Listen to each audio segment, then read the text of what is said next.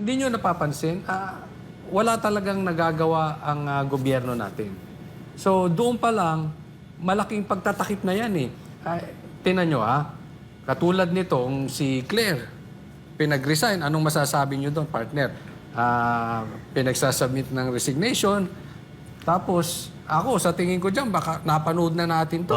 It's another drama na pagdating doon, hindi rin naman tatanggapin ng Pangulo. Di ba?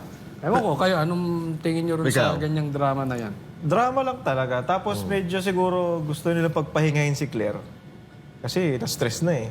Pahinga ka muna konti, tapos gawa tayo ng drama para hindi ka nila kulitin. Yan. Diba? Ang weird kasi, biruin mo naman, hindi naman yan si Lisa Marcos, hindi naman yan hinalal ng taong bayan eh. Ang trabaho mo ay magbigay ka ng mga gandang ginawa. O sige, sabihin na natin hindi yan. Ang trabaho mo ipagtanggol si Marcos Jr. Okay? Si Marcos Jr. kasi diyan ka nagtatrabaho.